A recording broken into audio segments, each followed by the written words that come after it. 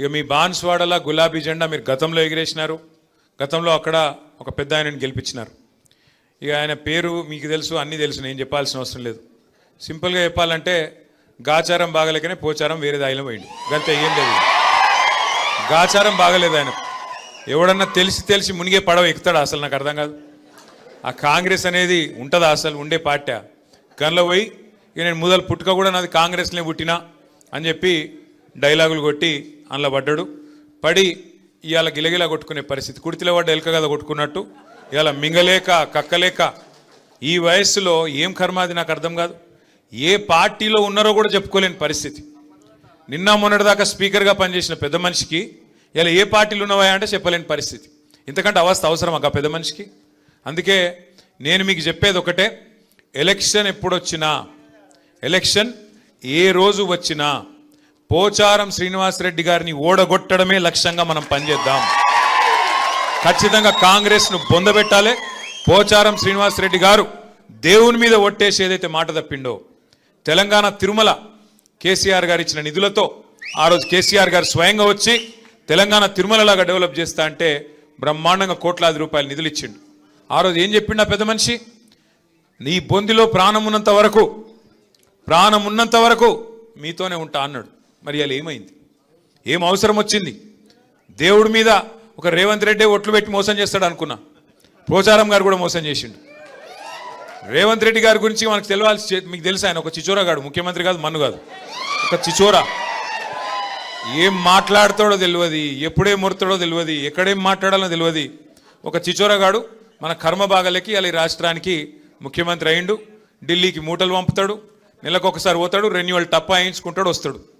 ఆయనకి ఇంకేం ఎరకలేదు కదా, ఒకటే ఎరక. పైసలు దోసుకోవాలి, ఇక్కడ తీసుకొని మూటలు కట్టాలి, మరి తీసుకుపోయి ఢిల్లీలో రాహుల్ గాంధీకి పెట్టాలి, దండం పెట్టాలి, టప్ప కొట్టించుకోవాలి, మళ్ళీ రావాలి. ఏం చేసిండు 2.5 ఏళ్ళల్లో? ఒక 4 పనులు చెప్తాడా? చెప్పే ముఖం ఉందా? రెండే వచ్చి ఆయనకు తిట్లు ఓట్లు. తెల్లారలేస్తే మైక్ ఇస్తే కేసీఆర్ని తిడతాడు, లేదంటే దేవుని మీద ఒట్టంటాడు. మొన్న సిగ్గు లేకుండా చెప్తుండు భద్రాచలం రాముడి మీద ఆననట. ఇదివరకు పెట్టిన ఓట్లు సరిపోలేదా?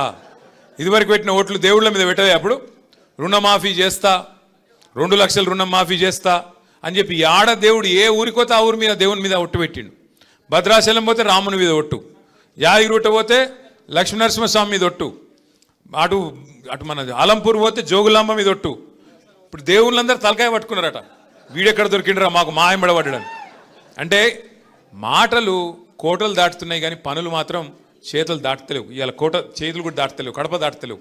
అంటే వాస్తవం ఏంది అంటే ఈ 2.5 ఏళ్లలో ఏం జరిగింది అంటే, వాస్తవం కేసీఆర్ గారి ప్రభుత్వంలో రైతుకు కడుపుల సల్లగదలకుండా అన్నీ మీరు ఎక్కడున్నోళ్ళకి అక్కడికే వచ్చేది.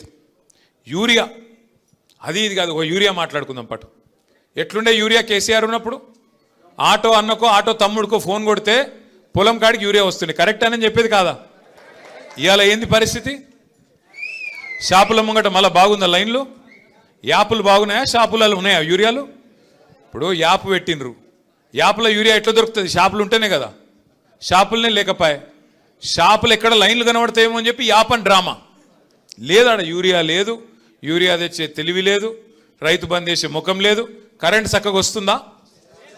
ఎన్నిసార్లు కట్ అవుతుంది రోజుకు?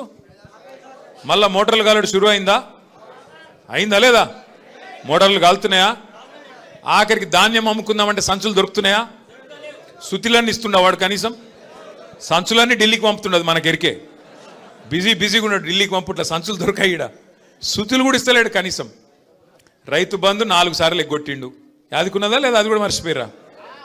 మరి ఇవన్నీ మర్చిపోయి మళ్ళా పోచారంని గెలిపిద్దామా? బాన్స్వాడలా కేసీఆర్ను మోసం చేసింది మర్చిపోదాం, రైతుకు వెన్నుపోటు పొడిచింది మర్చిపోదాం, రైతు బంధు 4 సార్లు ఎగ్గొట్టింది మర్చిపోదాం.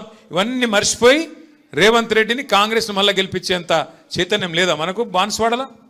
వాళ్ళు ఊహించుకుంటున్నారు రేవంత్ రెడ్డి ఆయన పార్టీ వాళ్ళు ఏమని, ఆఖరి 6 నెలలకు మళ్ళీ ఏదో కళ్ళబొల్లి కబుర్లు చెప్పి ఏదో కథలు చెప్తే మళ్ళీ ఆగమవుతారు.